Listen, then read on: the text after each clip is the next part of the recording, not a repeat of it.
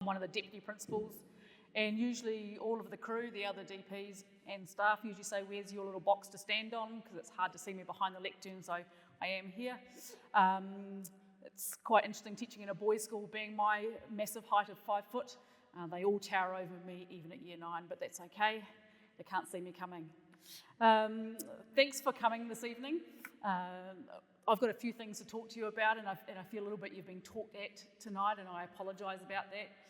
But hopefully when you get to walk around with the boys on the other parts, you'll have a chance to have a little bit more of that interaction with them. So a little bit up here on our sliding show when we started was a little bit about what it looks like for a year 9 student when they come in. So they're in a core class, and they're with that class for most of their time, apart from their option subjects. So they're with them for English, Math, Science, Social Studies, PE, RE, and Health. So that's the majority of their week, and then they'll have 2 periods of 3 different options, one of which will be Te Reo Māori, or literacy if they're needing some literacy support, and then they have either from the arts or technology. They'll have 6 options to choose from, unless they're wanting to participate in the Athlete Development Program, our ADP, and apply for that, and then they'll lose some options. That's all of the different ones we offer here. In terms of how that leads into year 10, so in year 9 their options last for half a year each. In year 10 they have less options, so they have 2 options, and they're for the whole year. So they have that same subject for the whole year, and it's starting to hone down their interests. And then you can see as we move into year 11, 12 and 13, those options, or the amount of different options that they have changes. The one that stays all the way through is RE, that is compulsory. It is a university approved course and also provides literacy credits, university literacy credits. We also want our boys to be as active as possible, so they still do rec right through to year 12. And you can see all the different options. So any school, any large school, we offer the same sort of things as just about any big school has, so there's enough variety for students to do anything they want to do. You can see a little bit here, and this is something that Dom Tester will send out to you shortly about our NCA results. We're very, very proud of these. We punch far above our weight. So we've got a young man, Jack, here. He won't be with the other groups, but Jack's one of our exceptional young men who got scholarship calculus last year as a year 12 student. So we're able to accelerate students if they show that sort of promise. Oh yes, sorry, and we've got Peter and Mr. Young down there. So these boys did subjects at year 13 last year in year 12 and excelled in those. So we're very proud of the work that they do, and being a school that is small enough, we can find what those guys need and provide them with the support and the structures that allow them to excel, either at the top end or the support to help them along the way if they're struggling. And I'll talk about this quite a bit, about no guy gets left behind, no boy gets left behind. One of the things we are is we're a compulsory BYOD school. So every boy must have a device. This is our 3rd year currently, so our year 11s have to have a device every day. Where actually has put us in a really good stead for NCA, where it is digital first. So all their exams at NCA from now up to from year 11 are compulsory digital. So paper is the secondary option, digital is first. So having the boys used to using their devices and doing assessments on devices means that they're ready for that. So they will be using their device several times a day, but it's not the only thing. So it's about, is the device, the digital device, the most appropriate thing to use? I'm currently teaching maths this year. We probably use our device once a week, once a fortnight, because in maths, often the best way to do it is on paper. So it does depend on the subject. Our pastoral care is the next thing I want to talk about. This is something we pride ourselves on. So I talked about no guy getting left behind, no one slipped through the cracks. So Shane mentioned it before about 925 is a really ideal number. We know everyone here. We know who they are, we know their brothers, often we'll know their parents, their fathers may have come through there, their uncles may have come through here, but we take time to get to know them as an individual. So we operate a vertical form system, so that's year 9 to year 13, a mixture of guys throughout that. So they get to use that tuakana taino type of approach where the older boys teach the younger boys. The dean's appointed and stays with the boys for their whole 5 years, so they really get to know them closely and deeply, and they know you because they will have spent time contacting you for different things, whether that's for the good things or whether your boy needs a little bit of an encouragement to get back on the right track. We've got experienced guidance counsellors. You might be thinking, who do I contact if I need help? I've got concerns. Well, the first point of call is always the form teacher. So that's the person they see at the beginning of the day. Then it's the dean, and Dominic Kay and myself, we look after the pastoral side. So either of us, absolutely. And Shane will answer the call if you ring him. He will call you back if you leave a message. That's what's important to us. We get to know your boy and take pride in the fact that no boy falls through the cracks. Now for us, school it's a transition point between childhood and adulthood. Finishing school for some boys is not finishing at year 13, it is finishing at whatever stage they jump off and start participating in the wider community. So that might be in year 12, that might be through work experience or gateway programs. School is a pathway, it's not an end point. So we're wanting to make, I missed a page, we want to make good, well-rounded young men. So that's where this Marist man, so I've actually missed a page, it's this one here. So part of a big thing that we talk about here is being a Marist man. A Marist man is a man of faith, integrity and service. You look at lots of schools around, they talk about, hey, we're crafting greatness, we want to create great young men or great men. We want to create good and great Marist men. We're a Catholic school. So that faith part of our school is very important to us. So what does it look like? It's about your young person's or the young man's relationship with God. It can be seen through their engagement in prayer, in mass, participating in RE, getting the work done in their RE subjects, and to be honest, not being a muppet. All right? Integrity is doing the right thing even when no one else is looking. So is it picking up that bit of rubbish? Is it doing that homework when they know their mate's not doing it, or the classwork when their mate's not doing it? Are they behaving in the way that we expect? Are they attending school? Because if you're not here, you don't succeed. And it's about giving back to others. It's about service. Often as we think of young people as being inward facing, what can you do for me? And we're trying to encourage young people about what they can do for others. How can they be better humans? We're trying to create good human beings, good Catholic human beings. So our graduate profile is those things up there, but really it's about being a good man.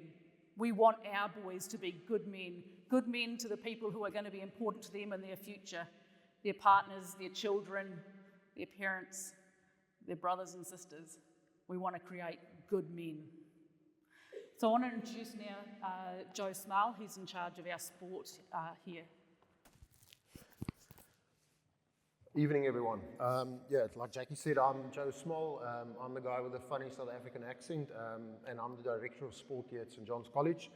I'm just quickly going to talk you through our sport program.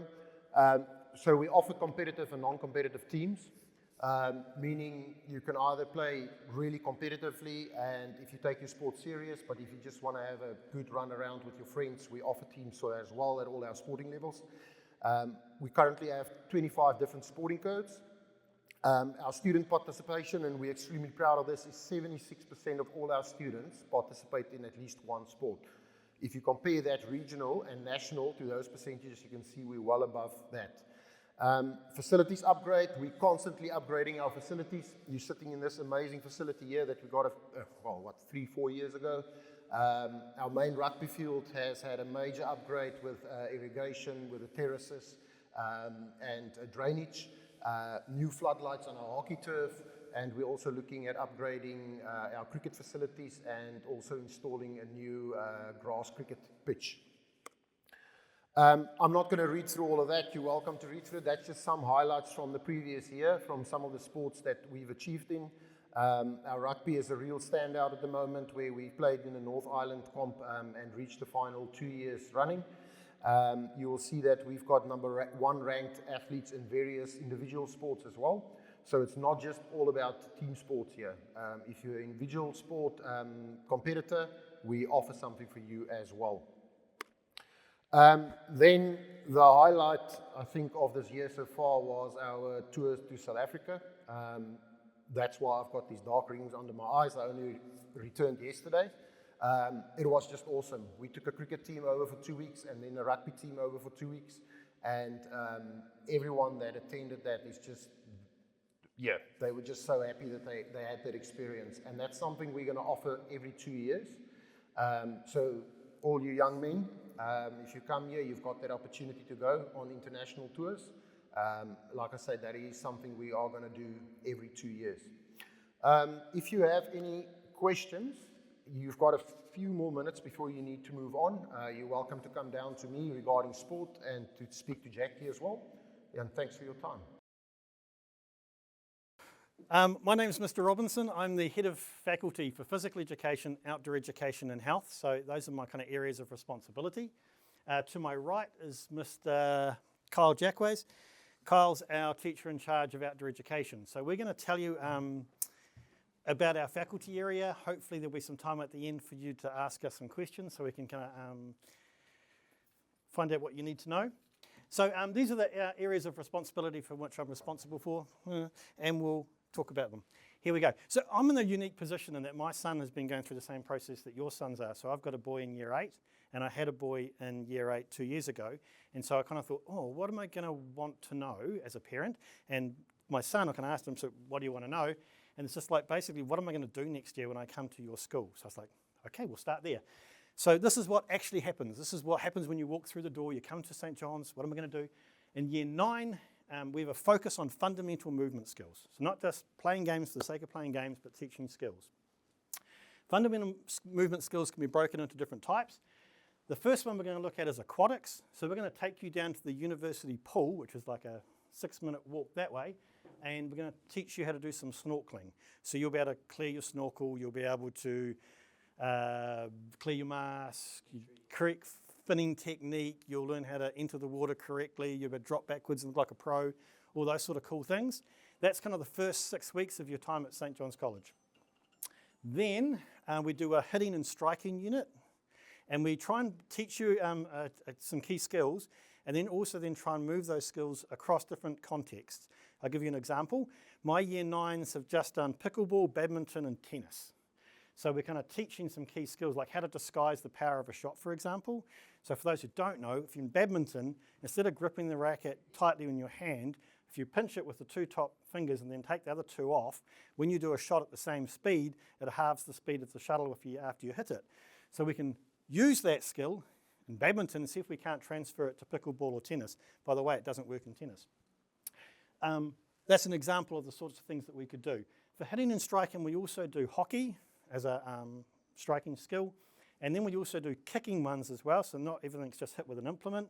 So we do football and Aussie rules as the 2 sports that we used for the kicking aspect of hitting and striking. We then move on to throwing and catching as a fundamental movement skill.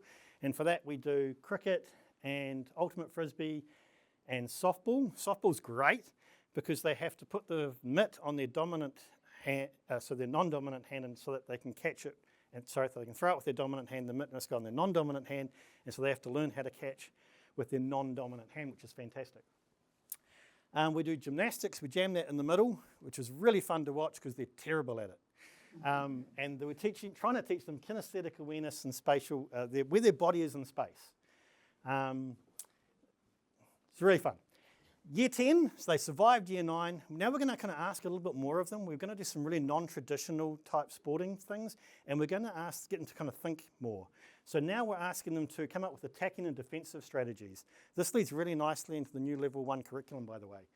So what we're going to teach them is American football, and we also, so for American football, you would do, what's the difference between a man-on-man versus a zone defense, and when would you run it and why, for example.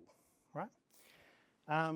We do water safety in term 1, which correlates with the snorkeling in term 1 from the previous year, and we do game sense. This is not teaching just skills, but why we play the game the way we play it. So why do we put it here? Why would we put it there? Why do we do this? It's the why, getting them to cognitively think about how they can be more effective and actually win games instead of just hit the ball backwards and forwards. So we do that within volleyball and ultimate frisbee. We do parkour. Can you put your hand up if you know what parkour is? Mean. So you watch lots of YouTube videos too. So it's been kids run around and jump around and they out in the natural environment. The idea is here is we're kind of picking up these gymnastic skills and putting them into a real world context within parkour. And we also do tennis and soft cross to finish the year. That's what you will do if you come to St. John's College in year 9 and 10. That's one of my classes at the university pool doing their snorkeling and other stuff happening. I'll do this real quickly because you might not care. This is the senior programs. Level 1, we have Core Phys Ed. Everyone at St. John's College does PE in Level 1. They also do recreation in Level 2 with no assessment. You also have the option of picking physical education or advanced physical education as an NCA subject at Level 1, 2 and 3. You can take scholarship PE, which is like university entrance, and you can do a unit standard version as we call Sport Leader at Level 2 and 3. And outdoor education, which Mr. Jackways is going to talk to in a minute, goes from 1, 2 and 3. Smart kids will figure out that you can take 3 subjects from my faculty. So you could be in recreation, advanced physical education and outdoor education. That means your son could go period 1, have advanced PE, period 2, outdoor education, period 3, recreation. The smart ones. I think it's time to turn over to Mr. Jackways. I'm going to try and put on a nifty video and he's going to talk to his curriculum area, make him feel welcome. Mr. Jackways. Cool. So yeah, as mentioned, I'm in charge of outdoor ed, so I get the pleasure of taking your boys out into the environment and doing some really cool. Hold that. Cool. Some really cool activities with them.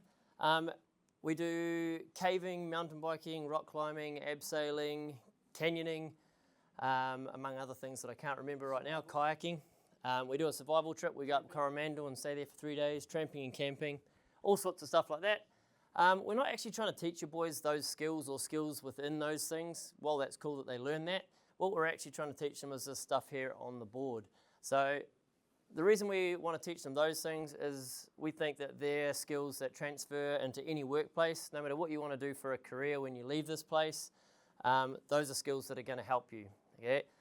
So we want them to be able to work together, communicate well, plan their time. So obviously we're going to be going away. I think we're out 38 days each year doing different trips. They also have to hand in all their other subjects' work plus our work while being away for that sort of time. So time management's part of it. They prepare and plan for all of those trips. Obviously there's an element of risk within them. So those are all things we hope to learn along the way through these cool experiences as well. As a part of that, hopefully they learn a bit about themselves. They build some self-confidence, a bit of resilience and perseverance, some self-worth and some sort of confidence in their own abilities and learning what they're capable of. And I guess they learn what they're capable of, they're like, whoa, I can actually do that. They gain a bit of self-worth and self-belief in themselves. And lastly, becoming a kaitiaki, having some appreciation for the beautiful place that we're blessed to live in. And the environment that's around us, learning how to care for it, look after it so it's still there, so their kids and their kids' kids and so on can appreciate and have the same experiences they got along the way. We're really lucky at St. John's. We're sort of financially supported from school to be able to go and do all these things. It costs a ton of money for us to go and do this, so we're really lucky that our boys get to go and take part in a lot of these skills that most of us probably wouldn't get to experience elsewhere in life. So yeah, that's kind of what we're after and helping them have a good set of skills to work and move into the workforce with when they're done. Cool. That is outdoor ed. So it's only available from senior school. So once you get to year 11, 12 and 13 as a senior option, that's when outdoor ed comes in. Thank you, Mr. Jackways. I'm also the teacher in charge of health. We currently only run health at year 9 and 10. The senior health programs are traditionally picked up by our religious education department. So what we try and do is we cover hauora, which is a Māori concept of health. We do wharetapu whā, which is the mental, emotional, spiritual, social and physical aspects of health. This is now really critical because it's an important part of the new level 1 NCEA. We also do Being a Maris Man, which is a unit of work around values, where we get our values from, what are our role models, who our role models might be and why. We cover relationships, bullying, being a responsible digital citizen, and young men as risk takers in year 10. The one thing I haven't mentioned yet is athlete development program. For those people who have an interest in that, I'll be sending out an email to you at the end of this term with all the information and an ability to apply. It's a course that is only 36 to 38 applicants are accepted, but we normally get like more than 120 applications. So please be mindful of that if you decide to apply for that program. If you have any questions, you're more than welcome to stay behind or come back and see me at the end of the evening. I'll be hanging around for 15, 20 minutes. Well, my name's Mr. Arden. I'm the head of the English and Languages faculty, the most exciting one of them all. All right, and so I'll be talking to you all about the subject areas that cover my faculty area. So if someone wants to join us next year, there are 4 areas that come under the English and Languages faculty. Obviously English, which is my subject, Te Reo Māori, drama, and literacy. So we'll talk about all of those. Before I begin though, I'd love to just talk about the overall goals, what we've set as a faculty, what we want to achieve as a faculty. First of all, is we want our boys to have fun. If I look back here, last time I checked, I didn't have boys running to get to the English class. They're not running to write an essay or running to give a speech. Am I right? And the same with drama. They're not running there to be a teapot. Okay? And most likely, most of the boys in here are a little shy or a little whakamā to speak Te Reo Māori. We understand that our subjects aren't the most popular, but at the end of the day, we want our boys to have fun in our learning area. We want them to be curious about the world that they live in, and we feel we're able to cover quite a lot to allow for that. Also, we want them to develop a strength and a range of communication skills. Now, we're obviously able to do that in English, with both speeches, with writing as well, but that happens in Te Reo Māori where they're able to speak another beautiful language and learn the customs, and also with drama through movement. Finally, we want our boys to be informed. We want them to understand the punchline of a joke, all right? And I think if we can achieve that by the end of their time at St. John's College, we've done something right. One day I'll get there with Peter, one of your tours. He's not quite there yet, but we'll get there. I've got a couple more months until he leaves. All right, so first of all, let's talk about Te Reo Māori. Te Reo Māori is the only language-based subject that we teach at St. John's College. There are no other languages that we teach. We are very happy with our decision to only teach Te Reo Māori, and that is taught twice a week, and it is compulsory for all Year 9 students. All right, it is a beautiful language. We should take pride in it as a country, and we have made it compulsory at our school. So I hope you all enjoy that. The program is based at an introductory level. We understand that some students at some schools have a teacher who is very enthusiastic about Te Reo, okay? And so they'll be well versed when they join us. But we understand that some teachers or some schools aren't as heavily focused on Te Reo Māori, so it's not happening as much. At the end of the day, your son will join us and he will be taught at his level and will be given the assistance at his level. So what is actually covered? Basic tikanga is the first thing, all right? They're going to go on a marae visit and they're going to learn the customs and the protocols there. There is a lot of mana behind an all-boys school haka, and so we spend the first few months learning the St. John's College haka and learning to have a sense of pride in who you are. All right, now Peter's going to deliver the haka. No, I'm just joking. Look, I put him on the spot. He's about to rip off the shirt and everything. All right, we'll learn basic sentence structures. At the end of the day, it is a language-based subject, but also we understand that we as a school are on Waikato Tainui land. And so it's important that the boys understand that and learn how valuable that is and that knowledge is for us. And so we learn about the history and what it means to be a Waikato Tainui school as well. Moving on, drama. Okay, now drama in the school is exploding. We have seen quite a lot of success, and it is a department that is moving from strength to strength. The goals for drama to foster relationships, improve communication skills, challenge our way of thinking, but most importantly, get out of the comfort zone. I think that's the most important one. Boys are a little shy to do that, so we chuck them in drama and they learn how to be someone else, all right? But also find who they are themselves. My favorite assessment is we take our year 9 and 10 students down to the local daycare centre, and they have to perform a show in front of the 3 and 4-year-olds. Now, if you can't make them laugh, the industry ain't for you, all right? But that's one of the highlights for our boys. They're performing a show, they've written the show, and they try and act. And that's pretty cool. Get out of the comfort zone, do that. Drama, while it isn't compulsory, most year 9 students will end up taking it. That's just how the timetable works. Now, next up, this was from our recent show. We did High School Musical with Sacred Heart. And for all the old school out there, Stage Challenge, remember Stage Challenge? It's now rebranded as Show Quest. And for the first time ever on Tuesday, St. John's College won it. All right, so we're pretty excited about that. Like I said, drama's exploding at the moment. There's a lot of success happening there. Moving on, literacy English. We understand that there's a few boys that will join us next year that struggle with their reading and writing. Okay, it's inevitable that there are a few boys out there that will be like that. We have the Literacy English program to assist those boys. They take the course twice a week. We focus on reading and we focus on writing. 1 period reading, 1 period writing. And it's during that time where we hope to lift their literacy level so it is at the appropriate curriculum level. Sometimes they're coming a little behind, but hopefully by the end of that year, they're moving on to year 10 and are at the level that they should be. It's heavily focused on that. So if you know that your son struggles, there is extra assistance for them. This is an additional class to the English class that they will be taking. All right? Moving on. English. All right. This is me. I can talk about this a little more in depth because this is my subject. So what do you remember from English back in the day, if you can remember that far? A lot of essays. Speeches. What else? Keep on going. Keep on going. Okay, reading a book. You remember reading a book? And someone said Shakespeare.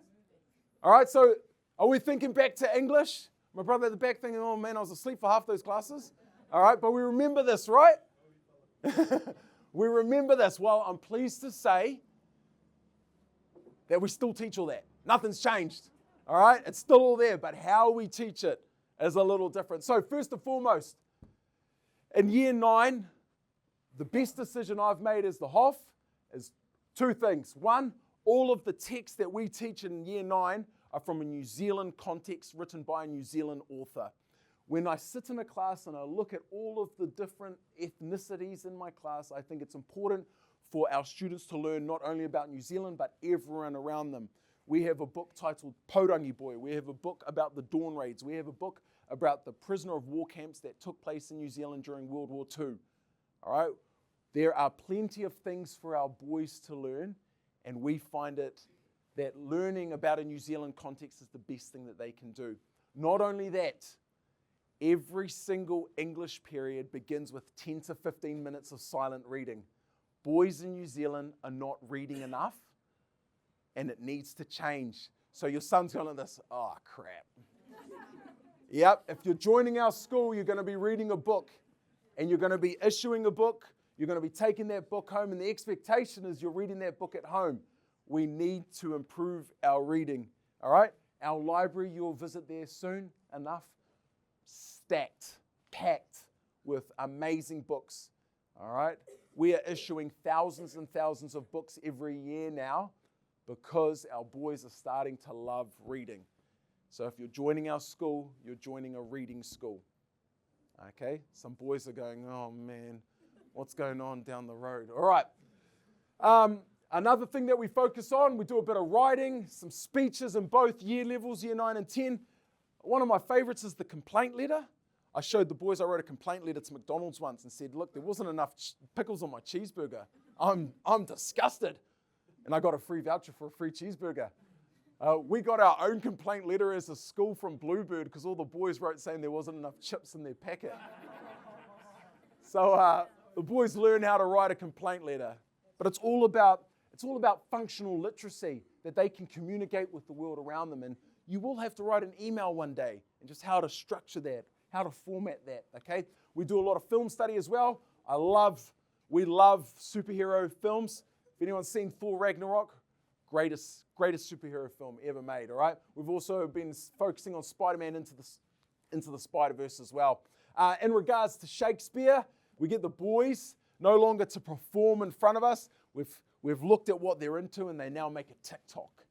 Okay? They can include all the dances as well if they want, but what we get them to do is reenact one of their favorite scenes, and basically they're using their technology to show how to showcase that message, how to showcase those ideas. We've had some outstanding editing within just a simple app like TikTok. And so that's us. I hope you enjoyed your time. You're moving on to social sciences next. Mr. Healy's, he's all right. All right. Have a good time. Thank you for joining us. We'll see you later. I've been teaching here since 2008 and been in charge of the place, or charge of social sciences for about 10 years. I was an old boy here back in the 80s. I haven't looked after myself very well, which is why Mr. Tong, who's older than me, looks a lot younger than me. I'm saying that because we're going up for a pay rise fairly soon. That's meant to be funny, by the way, that's all right. This is Mrs. Bossinger, she's the head of geography, and Mr. Cullen Wright, who's our assistant head of social sciences and head of history, gives us apologies. He's one of the 6,000 that's got COVID as of yesterday, by the sounds of it. I'm conscious of the fact there's a principal of a primary school here, so I won't diss them too much, but what we find a lot with our students coming into St. John's from the junior school is that while they may have done social studies, what we find is that often they haven't engaged as analytical thinkers as much as we would like. So one of the first things we try and do with our young men is get them to understand the where, the why, the how, and the because, I guess.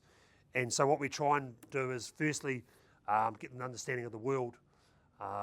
What we hope to achieve is that by using inquiry, by understanding the world, I don't get what I get on a regular basis, which is, I saw it on TikTok, sir, so it must be true.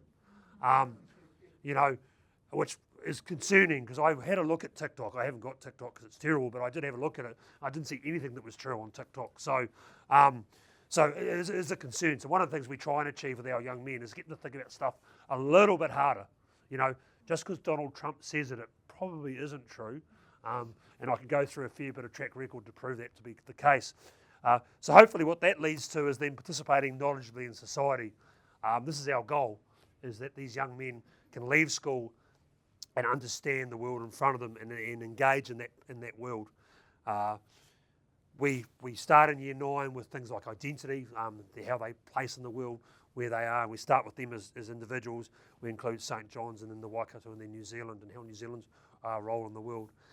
In year 10 social studies, we try and look at some of those contentious issues like immigration, like race relations, like human rights, those kind of things.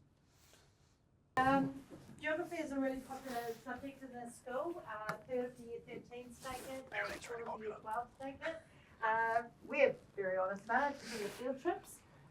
We do field trips at each level and they really enjoy them. At year 13, we do coastal processes and go out to Waihi Beach and have a day in the sun in term 1. In term 2, at the end of term 2, we, as our examination topic, we do tourism processes and we go down to Rotorua where we have wonderful experience on all of your tourist activities, learning them as part of our examination topic. The year 12s is probably the favourite field trip. We used to go down to Tongariro National Park and do the Tongariro crossing. A couple of years ago with COVID, we had to move the trip till later in the year. We went down in the snow, and we turned around and said to the boys afterwards, you guys really enjoy the crossing. Do you want to keep doing the crossing, or do you want to stay down in the snow? And they turned around and said, Miss, this is just a no-brainer. Going down and playing in snow. So we keep going to the snow now, and we have 3 days down there where they learn about the environment and the impacts of us on it. At level 1 this year we did a Ohinimutu river study. Next term we're going to go out and look at resource use in our area, where we'll be looking at hydroelectric dams, the wind farms and coal mining as a contentious issue. So looking at it about the different arguments as to whether these should have been built and why people like them and why people don't like them. We also teach the boys from year 11 how to use your ArcGIS software. If you know what that is, then that's awesome. I'm guessing most of you don't. It's the mapping equipment that is used online globally. And so anything that you see in the media that has been mapped on the Earth's surface is using the software. So it's a fantastic tool. It's used in the armed services, it's used with surveying, it's used in your trades. Anything that needs to be mapped uses this, so it's great if they can learn it. Ideally, what we want from a good geography student at the end of it is, unlike one of my year 11s today who couldn't tell me where China was on a map, at least they should be able to find everywhere in the world and have a little bit of global knowledge. So my name is Malcolm Barr. I am the head of maths here at St John's College. I'm a proud old boy of the school. Over here we have Mrs. Donna McHugh, who's our head of music, and Mr. Ji Young Shi, who's one of our maths teachers. So we've got to get through quite a bit here doing maths and music together. So I'm going to talk fast, buckle up, let's get into it. Our staff here in the maths department, we have 9 staff in the maths department coming from 7 different ethnicities. I'm really proud of that. I think it's a real strength of our department. Of those 9 staff, 8 of us teach only maths, no other subjects. You'll know that in New Zealand we've got a shortage of maths teachers. At St John's College we do not. People want to come and work here and they want to come and work in this department. It's really cool that I don't have to take teachers from other areas that can't get jobs elsewhere just to fill up our timetable. Your boys get taught by dedicated maths teachers. Very cool part of our school. The philosophy that I have here in the maths department that we've been working on for the last few years is that everything we do should be evidence-based. If we're teaching young men in our classrooms, we shouldn't be doing something because it feels good. We should be doing something because the evidence says it works, and that's the way our boys are going to learn best. The thing that I'm really interested in that we work a lot with is called cognitive load theory. If you want to know about it, that's cool. I know lots about it. I can talk to you for hours about it. I can give you some books if you're an insomniac to read at home. Otherwise, don't worry about it. We've got it under control. What it means when you come into our classrooms is you will see some old school looking classrooms. Most of the time our boys are sitting at their desks, they're facing the front, the teacher will be up at the whiteboard, and it just looks like an old school maths classroom with explicit teaching. All right, for new concepts, students can't discover these things. They actually need to be taught them explicitly, and then we scaffold up to the point where they can generalise and then solve problems. We don't give them a problem to solve with maths they don't know yet. We have a variety of resources we use. We use laptops and Chromebooks when they enhance the learning, not every day. No point using something if it's not going to help them learn. We have tutorials offered Tuesday, Wednesday, Thursdays after school and Monday to Friday at lunchtime by different teachers. They do that in their own time because they want to support the boys. It means most of the time students who need extra support, they can get it here in school. You don't have to go and pay for it elsewhere. And those, they don't need to be booked. Students can turn up when and if they choose to. In terms of some of the resources we use, up on the top left here, Man versus Maths, that's Mr. Plant's pages. Mr. Plant is the assistant head of maths here. He's been working on those pages for years and years. They're fantastic, full of worksheets, notes, resources, videos, all based around exactly what we're doing here at St John's College.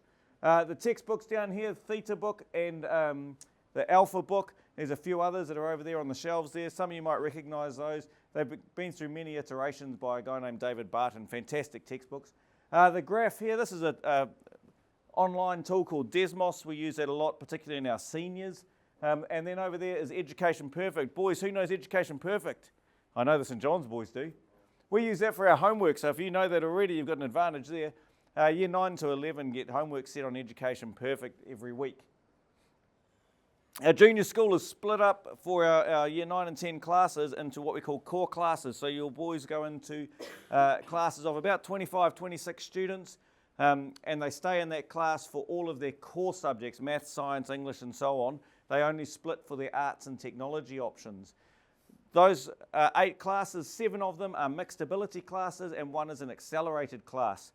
Students who are in the accelerated class, when they get to year 10, they will do Cambridge exams, and a select few of them will also do NCEA Level 1 assessments. If they do well in that, that means that they can go ahead and do maths a year ahead for the next couple of years with the option of doing scholarship calculus or statistics when they get to year 13. In fact, Peter there, one of your year 13 leaders, in fact I should point both of these men out. Jake was top of year 12 maths last year.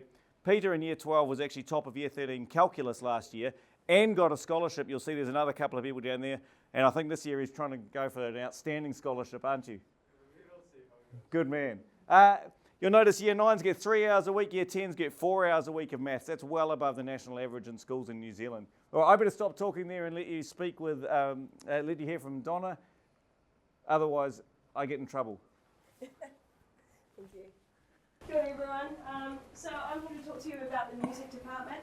We are located just behind the technology rooms. And we're very well resourced down there. So lots of opportunities for music here at St John's College. At year 9, we have music as an option. It's for 2 terms, and I see the boys twice a week. During that time, we learn some basics on piano, guitar, drums, bass, and we do some singing. We create some bands and we perform together in class.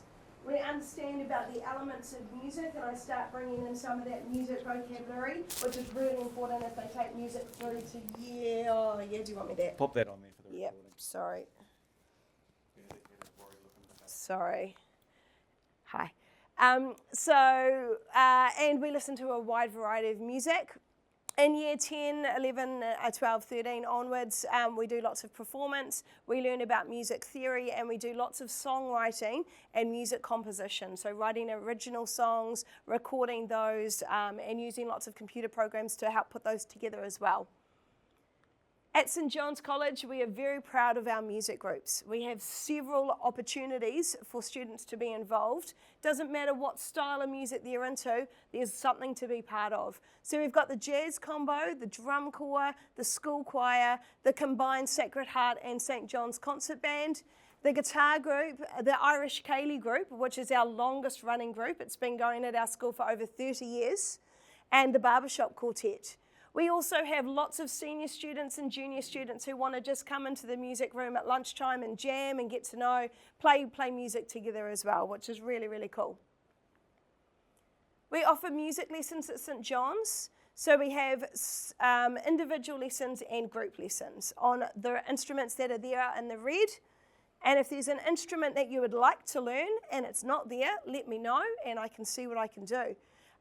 Those instruments we have 9 itinerant specialist instrument teachers that come into our school, and they offer those lessons for us, which is really, really cool and a great opportunity. And you can learn instruments at any point. You don't have to sign up just at year 9. You could be someone like Peter who decides, actually, I've ticked off a few of those academic subjects. I would really like to play guitar. And so you come and see me earlier this year and say, I'd really like to take guitar, miss. And we sort that, and now he's playing guitar.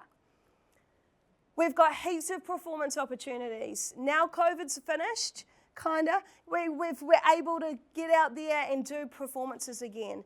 Get involved in the community, play at concerts, play at festivals, do some trips around again. So these are the things we've been involved in the last 2 years.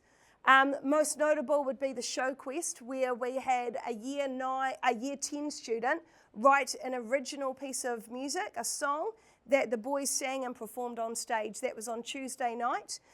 We had musicians playing live music and singers on stage, and we actually came out first place for that for Waikato, which was really, really cool. We also had a combined school production this year with Sacred Heart, which was High School Musical. We do productions every 2 years, and it's a great way to be involved for the music department. We have a live band, and there's also lots of singing opportunities involved as well. So lots of things to do, lots of ways to get involved. Music is a great way of making friends and gaining confidence. So if you're interested in learning an instrument at any time, just come and see me. I am more than happy to help with that.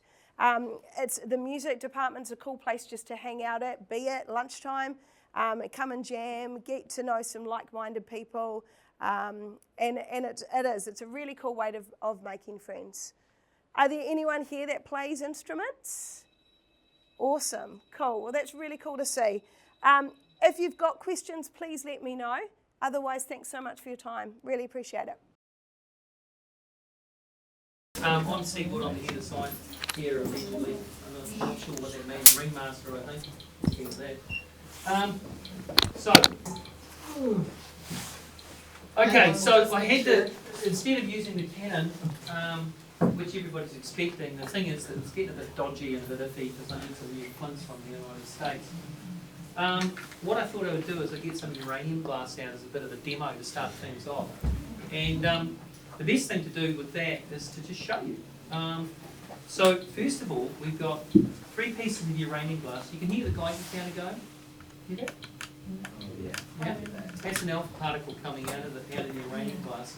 This is 1890, and they like that yellow colour. It's a different oxidation state from the 1920s.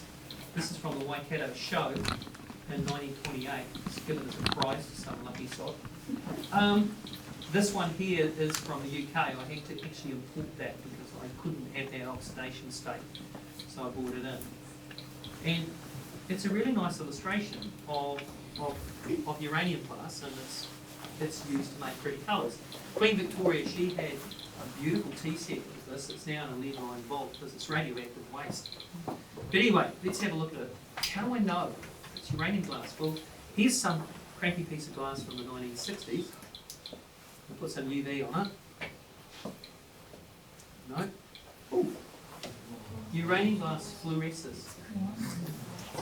And so's that. As you can see. But it's radioactive. And it's radioactive, but not terribly so, so you guys are okay. I am too, because it's only alpha particles. Okay. So there we go, some uranium glass. But here's the other thing. This is what people used to have. This is my grandfather's watch. I used to put radium on the dial back in the day, so it would glow at night, so you could see it at night. Yeah? So here's the goat piano. You'll be pleased to know he didn't die of cancer. He actually died of a heart attack. So there you go. It's going off its face. Now he's actually protected because that metal would stop the radiation going through there. But he would have to be effective. If he gets any closer than that, he's getting problems. Okay? Back here he's safe. There he's not safe. So it's like X-rays. So probably quite a few of you have had X-rays. But to be affected by the radioactivity of having an X-ray, you would have needed to have had 10,000 X-rays or more. So welcome to the science department. We're going to refer to that because you see, I've just gone through a whole lot of things. You've seen it glow, you've seen the clicks. But for me to actually explain that, I mean that's level 2 quantum mechanics at university to actually explain that fluorescence, how that actually works. Even me talking about oxidation states to get different colours, and let alone the Geiger counter. I mean, they used to make this stuff, they never had Geiger counters, they didn't know. I could see photographs go musty, but it wasn't until Dennis Rutherford's students built one of these that they could actually hear it, or see it happening. Okay, and a lot of the workers who were making this stuff, they died of, they used to paint it on by camel hair brush. A lot of them ended up with cancer of the jaw and the face and God knows what, because people didn't know. So science is pretty cool when we figure out stuff. So this is our science department. This is a couple of years back. Marty, he's no longer with us. Me, I was wearing a beard because I was protesting the fact my wife wouldn't let me play chess at Hamilton Club. She obviously didn't want to be a widow. Anyway, that's us. Now the really cool thing about us is that everyone's walked the talk. We haven't just gone to school, to university, diploma of teaching, back to teaching. We've all done something in the science area before we became teachers. So we're not lab rats.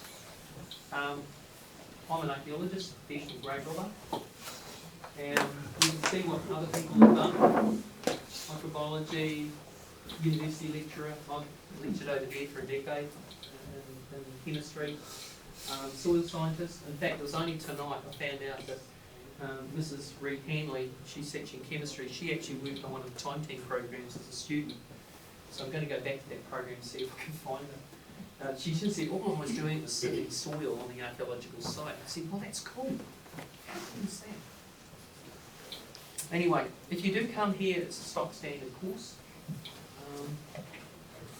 We are basically getting you prepared to do NCA. and level 1 to 3. So that's a program and it's pretty set. Try and make it as fun as possible. One of the things to make it fun is I want to reenact the zoo trip, the adaptation study.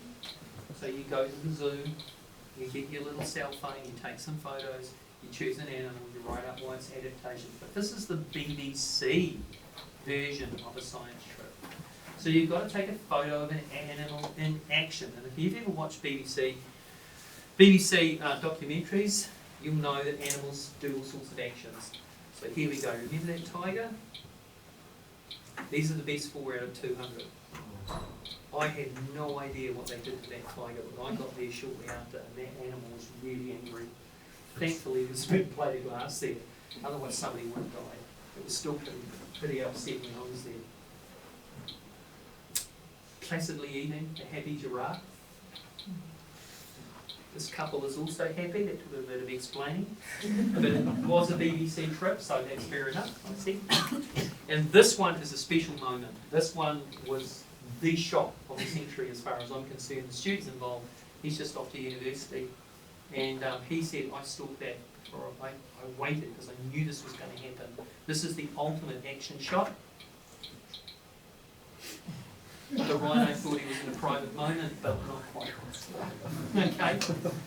Trust a St. John's student to pick that, wouldn't it? So look, it's a bit of fun as well. But the main idea is to say to them, that cell phone is not a toy, it can also be a tool. Because that's important. What is science? Well, we believe in safe science. That was me, that's why I keep away from that thing. I'm a little bit safer now. And you actually saw what got me into science, and that was the Saturn V launches. As a kid, I watched that, and later on I got to meet the guy and work with the guy who actually took Neil Armstrong down the ladder. It was awesome, absolutely awesome. And I know I'm talking to pretty much no one here, because none of you were born when that was happening. I think, or one of you, except me. That's why I need to retire. So to do science, you need an explanation. Why did you see? What happened there? What did you see? How does it all work? You need to be a person who's driven to find out. You need to think about it. How can I find out? What can I do to work it out? That's hard work. You've got to be serious, and you've got to be willing to study. Giving your homework to the dog's just not going to help. Okay? You've got to do your homework. You've got to learn to remember stuff, and lots of it now will help you. Ultimately, it's you. If you don't study, you're not going to pass. Knowledge is power. Reading everything. Most vocab at school is in science. Bar none. Read everything. And I've met these pigeons. Knowledge is power. Finally, you've got to keep an open mind in science. You've got to ask stupid questions, but there's no stupid questions. It's just how do you work it out. And you've got to have some fun. Even this guy used to have fun. Right? He revolutionised the 20th century. Okay? And he was a really great guy. He used to play the violin extremely well. Never wore socks and married his first cousin. We're not going to that. Okay. He's a Cuban, you know. This guy too, a bit of an icon. See, walking down deceased. Science protects you from being gullible and being tripped up by people. Anyone remember the meth crisis? Where people had to strip their houses out? Well, I'm the landlord, I never had fell prey to that because I knew there was more meth on my banknotes than there was in the houses that were being condemned. And I had a friend who spent $25,000 and I said to him, why the heck did you come and talk to me? So I hope your kids enroll here because we're going to have a lot of fun with people who know what they're doing. And I hope it becomes a lifelong process of learning and fun. So cheers. I'm the head of the Religious Education Department, just talking, so Benedict, can you hear me? I lead a team of about 7 teachers. You can't train to be a religious ed teacher. So we're kind of a mixed bunch. We've got a PE teacher, a history teacher, a couple of English teachers, that's why I talk this fast. And we've come together, we've done a bit of study, and we do our very best to lead the department. So I went to Sacred Heart in Hamilton. This is what religious ed was like back in the 1980s at Sacred Heart. Could whip out a Hail Holy Queen. It was a sort of prayer from the 1980s. And it was really insular. Like, what happened in that classroom was our religious education, and then we just left and got on with the rest of our life. And that's what it was like. I've got Bishop Dennis Brown there as a little throwback. It's changed fundamentally. Who is this man? Bishop Steve, indeed. We would like to keep Bishop Steve, put a net over him and drag him back from Auckland, but he's not our bishop anymore. What he did was some study. He was like, modern children are very spiritual beings. What does that look like? And here is his list. I'm kind of laughing because I was like, after tonight, your child will go, I'm not just lying idly on my bed, not emptying the dishwasher. I'm wondering about life and rich, deep questions. Rich, deep questions is teacher talk for persistent and annoying. I have a year 9 class with Elijah, and we made a list at the start of the year of all of those rich, deep questions because we needed to get them out of the way, and we will attend to them as the year goes on. Some of them were deeply thoughtful. Others were like, does God actually watch me when I'm on the toilet? So we had a range that we are dealing with throughout the year. The bottom 2 are my favourite. I'm not from Boy World. I don't have sons. I've got 7 sisters. I didn't know until I got here about the empathy and the gentleness of these young men. And he says that is an expression of their spirituality. They're thinking about the world. So with that in mind, here's what we do in religious ed. Year 9 is pretty thematic. There's a million people in the St. John's story. There's like Saint this and Bishop that, and there's a whole lot of them. When you leave, there's a white guy, a big white statue in a perspex box out the front. If you come in the morning, it's got condensation on the inside, which makes it seem like he's breathing in there. So that's a weird thing we have to deal with. Nobody really knows who he is, depending on who your teacher is, whether it's Martin Champagne or St. John or Jesus. We go through all of this and we do lots of literacy work because COVID wrecked your child's ability to read and write. And apparently it's coming back around, thanks to the primary and intermediate teachers. We move into year 10 where we ground them in the fact that this is a boys' school and we're all about the man story. We pick out the cool people from the Old Testament. Moses, Daniel with the lions, Noah with the ark. We role play some things. We go outside and the uni students often walk past and you can see them going, what the hell are the Catholics doing today? Because we just do some stuff outside. The rest of the year is filled with men stuffing things up.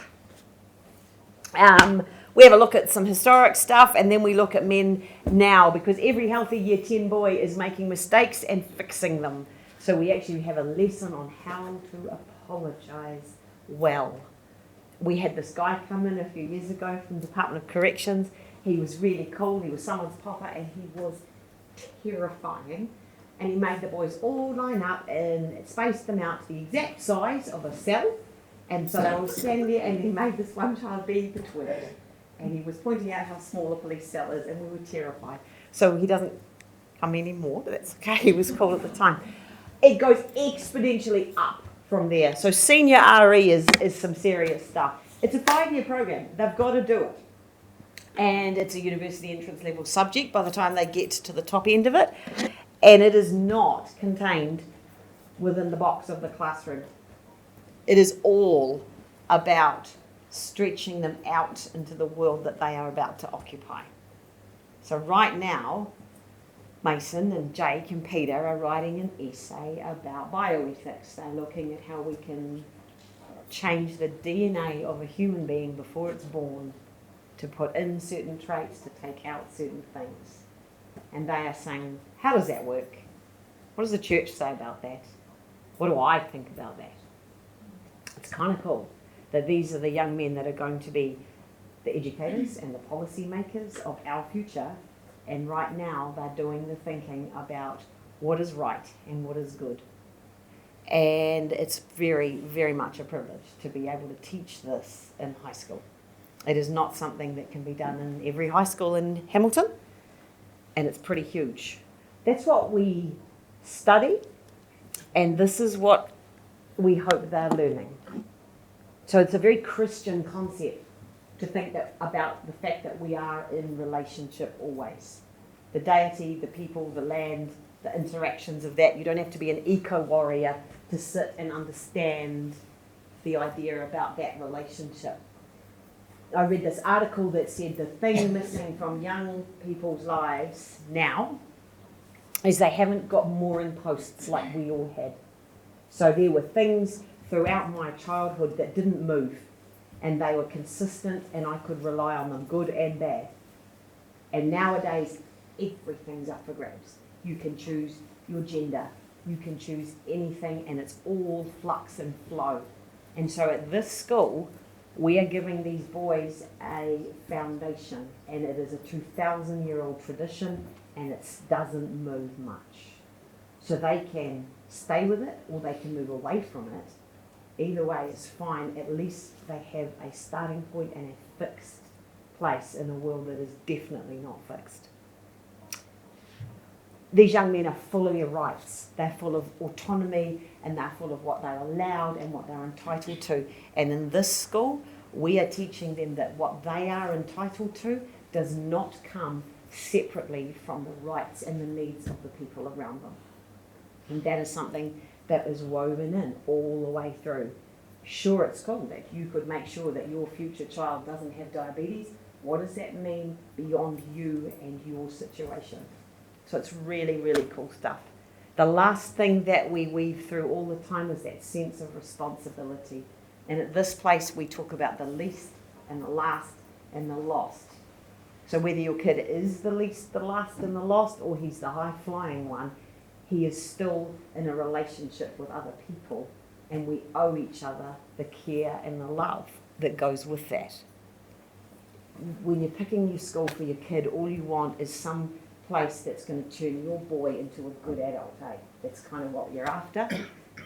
And at a school where we are allowed to have these conversations, I think that that's what we are making, like young, conscienced men. And I think that that is a gift that we put out to the world. It got serious, didn't it? That's what I do for a job every day. I often email parents, I go, you won't believe what your kid was talking about in class today. It was very cool. And this is what he said. Because I think by the time you lot get home from work, it was like, But they are remarkable young men, and it's just a delight to work with them.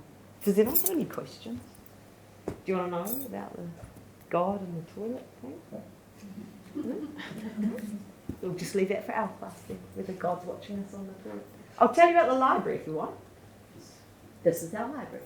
It's very cool. You're allowed to take out as many books as you can carry. She loves noise, and she's loud, and she talks a lot.